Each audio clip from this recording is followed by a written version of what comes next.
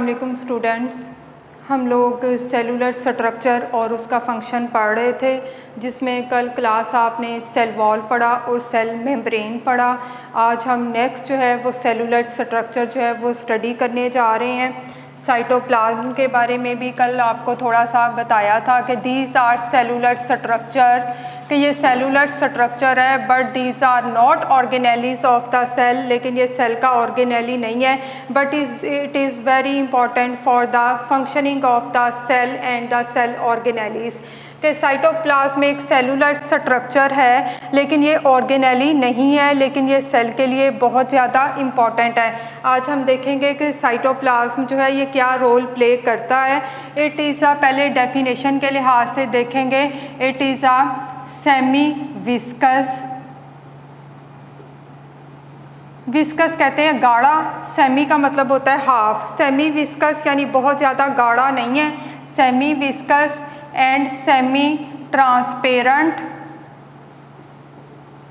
Transparent शफाफ और clear चीज़ को कहते हैं, सेमी ट्रांसपेरेंट यानी ये बहुत ज़्यादा क्लियर नहीं है। Semi viscous and semi transparent substance. अब इसकी कंपोजिशन देखेंगे, यानी इसमें क्या क्या चीज़ें जो है वो मौजूद हैं, कौन कौन सी सब्सटेंसेस इसके अंदर मौजूद हैं।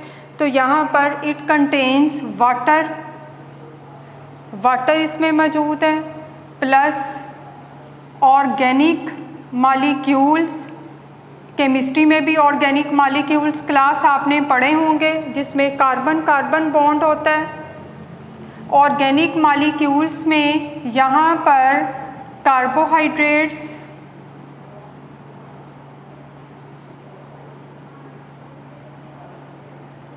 Proteins, lipids,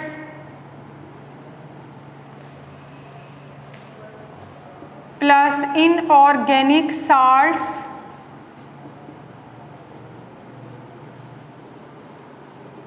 are present. Cytoplasm, it is composed of water, organic molecules, carbohydrates, proteins and lipids, and inorganic salts are present in it. Next class हम पढ़ेंगे function of cytoplasm, कि साइटोप्लाज्म का फंक्शन जो है वो क्या है। It provide a proper space for the functioning of organelles.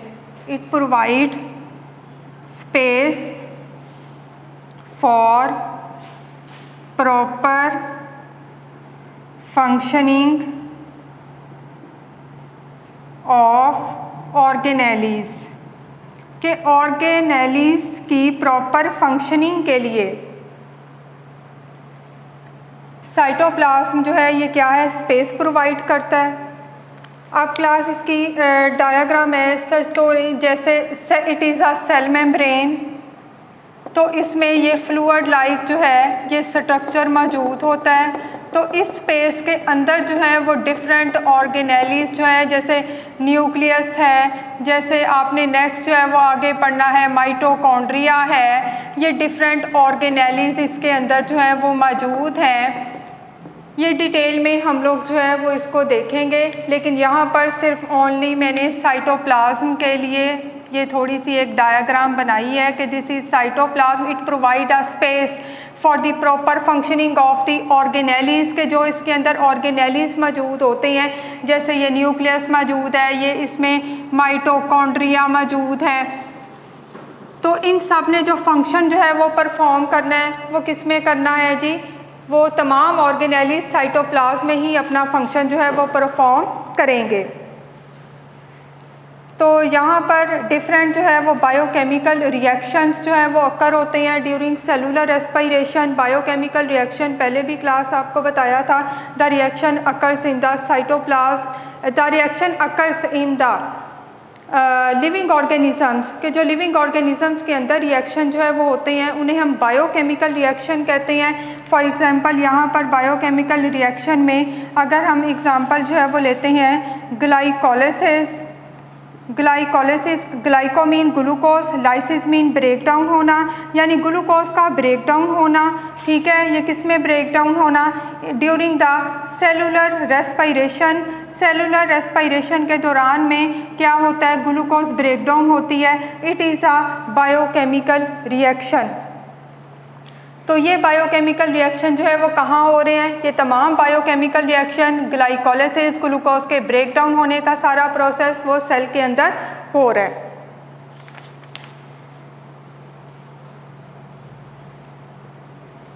Class it is all about the cytoplasm. Definition आपने देखी, उसके बाद आपने इसका जो है वो फंक्शन देखा, थोड़ी सी आपने इसकी डायग्राम से भी थोड़ा सा इसको देख लिया।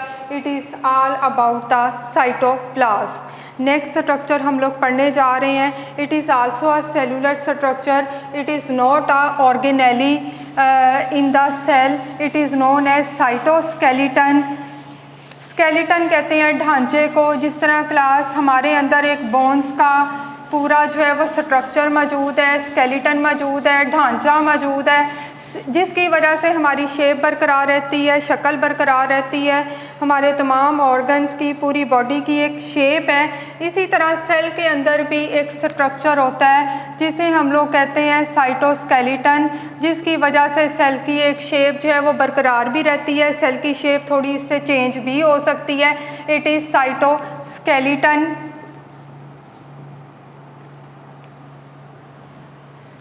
Cytoskeleton, it is a network of microfilaments and microtubules.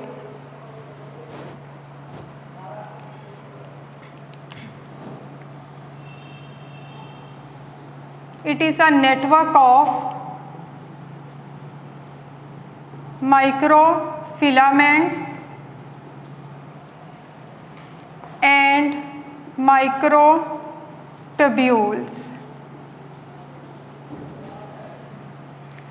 Microtubules, it is made up of tubulin protein, ये ट्यूबुलन प्रोटीन से मिलकर बना होता है। ट्यूब लाइक इसका स्ट्रक्चर होता है, ट्यूबुलन नाम से ही जाहिर है, ट्यूब लाइक इसका स्ट्रक्चर है। It is made up of tubulin protein which is a major component of cilia and flagella. major component in cilia and flagella.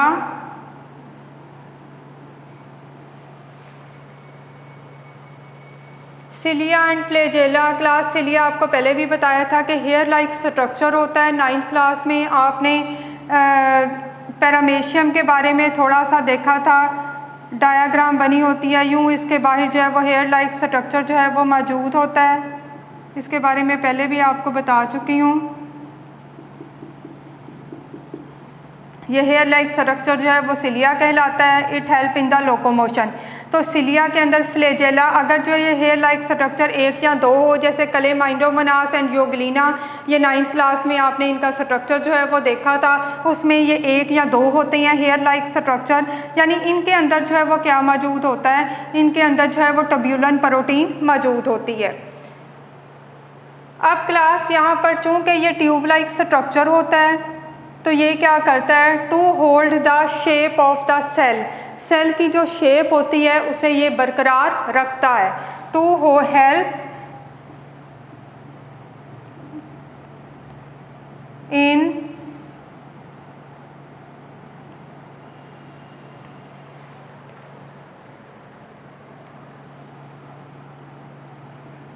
To hold the shape of cell, यानी cell की जो शक्ल है वो बरकरार रहती है, वो मेंटेन रहती है।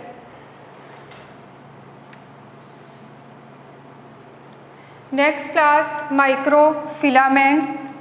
फिलामेंट्स जैसे नाम से ही जाहिर है, फिलामेंट जैसे थ्रेड लाइक, धागे की तरह फिलामेंट। तो दे आर द थिनर, एक तो ये बारीक से होते हैं। इधर आपने पढ़ा कि it is made up of tubulin protein. Microfilaments they are made up of actin protein, ये बनते हैं जी एक्टिन प्रोटीन से। They help the cell to change the shape, ये सेल की शेप को चेंज होने में हेल्प आउट करते हैं। Help the cells to change the shape. अब क्लास यहाँ पर हम लोग इसकी देखेंगे डायग्राम।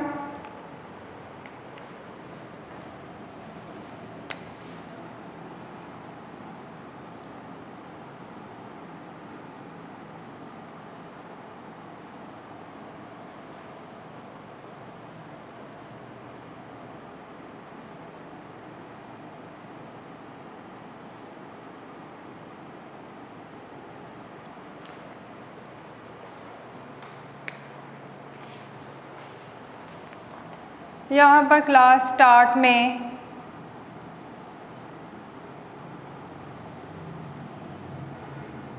ये स्ट्रक्चर आपने आगे जो है वो पढ़ना है। This is structure ER endoplasmic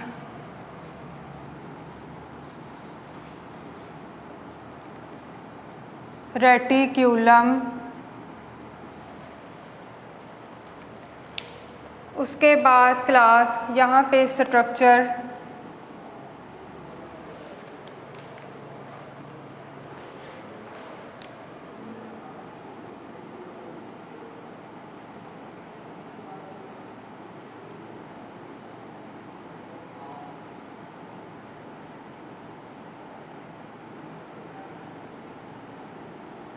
this is the microtubules।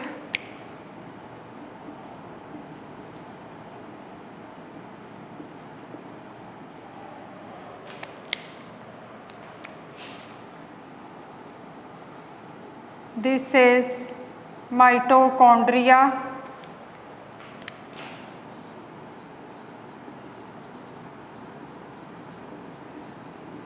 This is organelle, endoplasmic reticulum, it is also organelle, mitochondria is also organelle। उसके बाद क्लास माइक्रोट्यूब्यूल आपने पढ़ा, ये सारा साइटोस्केलेटन का स्ट्रक्चर है। नेक्स्ट इसमें माइक्रोफिलामेंट्स बनाएंगे हम।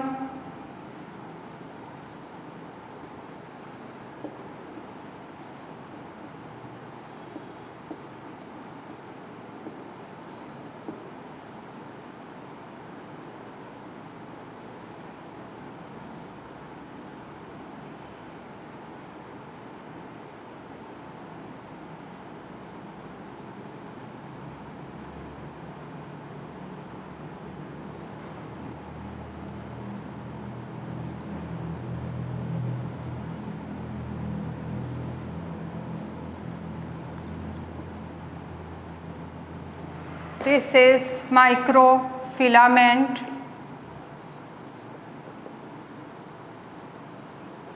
This is the structure of cytoskeleton।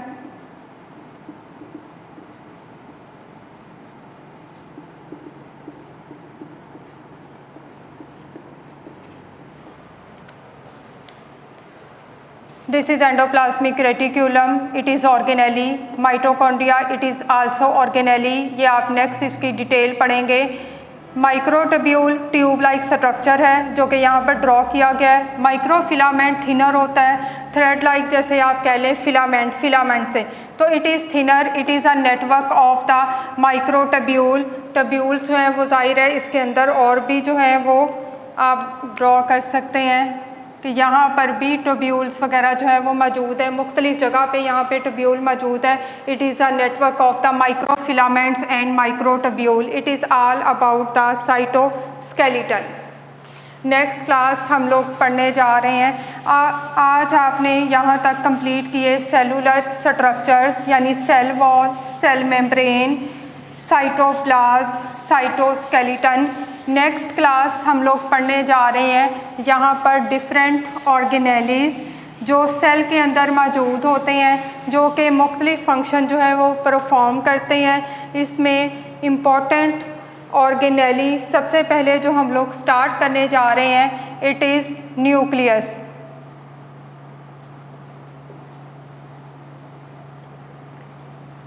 This is the organelle of the cell.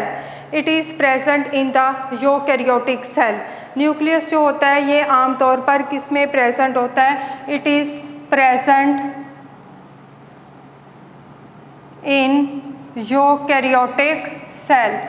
के प्रोमिनेंट न्यूक्लियस जो है वो यूकैरियोटिक सेल में प्रेजेंट जो है वो होता है। In animal cell it is present in the center. In animal cell, nucleus is present in the center. Cell के बिल्कुल सेंटर में प्रेजेंट होता है। In plant cell due to presence of large size of vacuole it is push to a side. लेकिन यहाँ पर plant cell में nucleus जो होता है ये बिल्कुल कहाँ पे होता है? साइड पे होता है, due to the presence of large size of vacuole.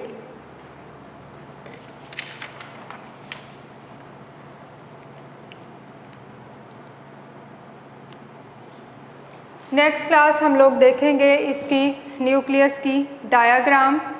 Nucleus is bounded by a double membrane. Nucleus जो होता है ये डबल मेम्ब्रेन में बाउंड होता है। इस मेम्ब्रेन को हम लोग क्या कहते हैं? Nuclear envelope.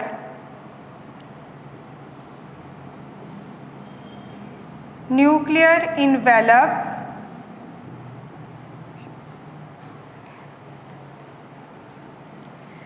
nucleus is bounded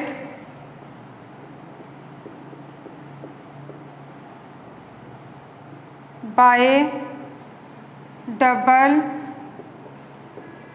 membrane structure, by a double membrane which is known as nuclear envelope.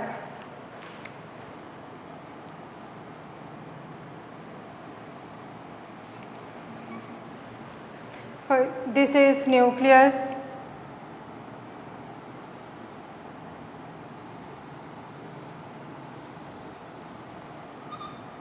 This is nuclear envelope.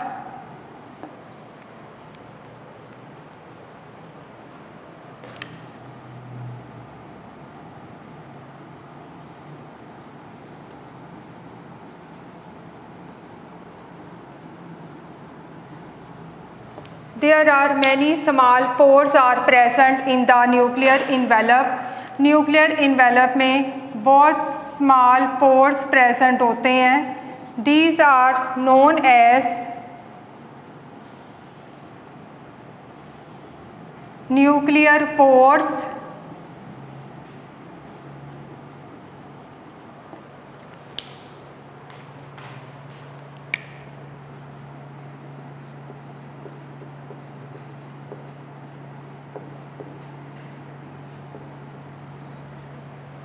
पहले आपने पढ़ा nucleus is bounded by a double membrane which is known as nuclear envelope. It is a double membrane bound organelle which is known as nuclear envelope. There are many small pores are present in the nuclear envelope and it is known as nuclear pores. There is a fluid present in the nuclear envelope. There is a fluid present in the nuclear envelope which is known as nucleoplasm.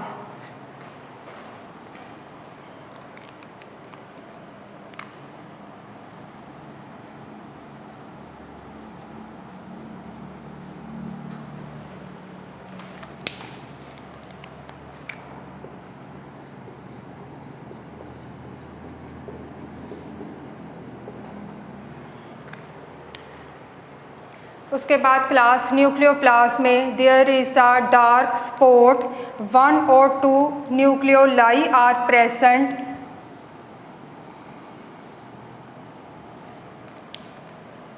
This is known as nucleolus.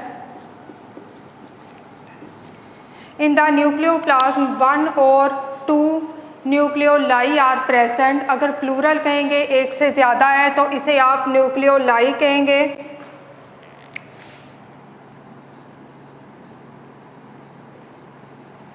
और अगर singular है तो इसे nucleolus कहेंगे। There is a dark spot which is present in the nucleoplasm and this is known as nucleolus.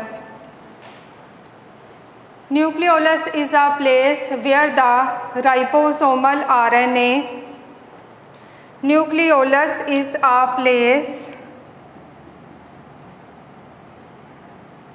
where ribosomal RNA are formed and assembles as ribosomes. ये वो place है जहाँ पे राइबोसोमल आरएनए सिंथेसाइज होते हैं, formed बनते हैं, assembles इकट्ठे होते हैं एज आ राइबोसोम्स, राइबोसोम की सूरत में। और राइबोसोम क्या करते हैं? दे सिंथेसाइज द प्रोटीन। राइबोसोम क्या करते हैं? प्रोटीन सिंथेसाइज करते हैं। किसके लिए सिंथेसाइज करते हैं? न्यूक्लियस के लिए भी करते हैं और पूरे सेल के लिए भी सिंथेसाइज करते हैं to provide the energy. Cell को एनर्जी जो है वो प्रोवाइड करने के लिए सिंथेसाइज करते हैं। यहाँ पर class chromosome are visible during the, यहाँ पे स्ट्रक्चर नेक्स्ट क्लास हम बनाएंगे क्रोमोसोम।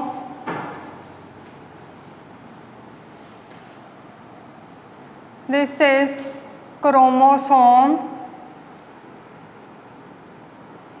पूरे न्यूक्लियोप्लाज्म में क्लास थ्रेड लाइक स्ट्रक्चर मौजूद होता है। आपको पता है यही थ्रेड लाइक स्ट्रक्चर जो होता है ये कंबाइन होके क्या बनाता है? Chromosome. Chromosome are visible during the cell division. Cell division के दौरान में क्रोमोसोम जो होते हैं, chromosome visible during cell division.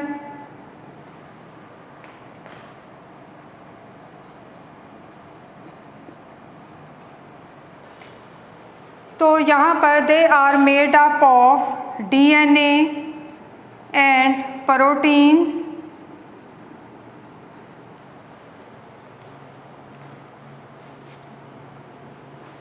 Chromosomes are, यहाँ पर क्लास मैंने बनाया एक थ्रेड लाइक स्ट्रक्चर, ठीक है, जिसे हम लोग क्या कहते हैं? क्रोमाटिन। ये आप लोग पहले भी थोड़ा सा 8th क्लास में भी क्रोमाटिन के बारे में पढ़ चुके हैं कि जब इंटरफेस स्टार्ट होती है ड्यूरिंग ए इंटरफेस, तो इंटरफेस के दौरान में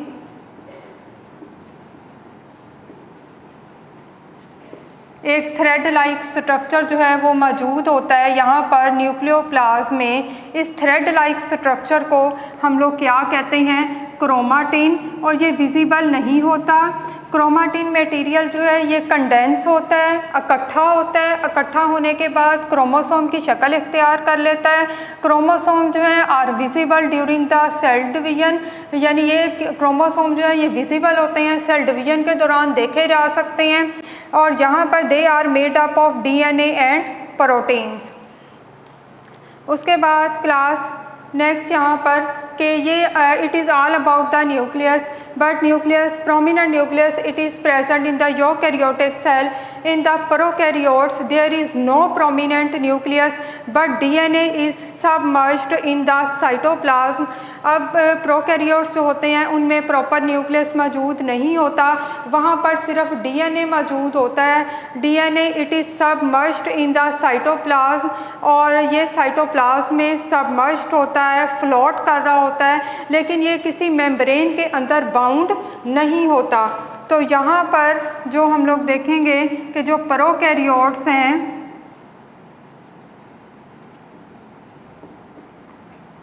इसमें डीएनए सबमर्ज्ड इन साइटोप्लाज्म, कि ये साइटोप्लाज्म में फ्लोट कर रहा होता है, सबमर्ज्ड होता है। तभी यहाँ पर स्टार्ट में मैंने लिख दिया कि proper nucleus is present in the eukaryotic cell. In animal cell it is present in the center, but in the plant cell due to presence of large sized of vacuole it is pushed to a side. उसके बाद class diagram से आपको explain जो है वो किया, it is the structure of nucleus.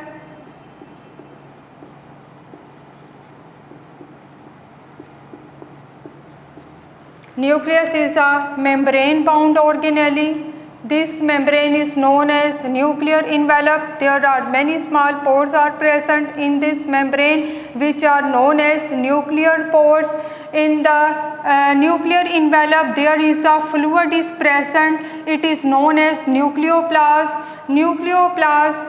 In the nucleoplasm there is a dark spot which is known as nucleolus. It is a place where the ribosomal RNA are formed and assembles as ribosomes.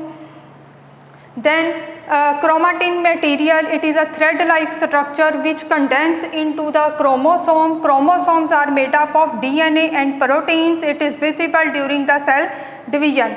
During interface के दौरान जो होते हैं ये बिल्कुल thread like होते हैं और ये विजिबल नहीं होते। In prokaryotes DNA there is no prominent nucleus in the eukaryotic cell and DNA submerged in the cytoplasm. Class it is all about the nucleus. आज का आपका लेक्चर जो है वो कंप्लीट हुआ। अल्लाह हाफिज़।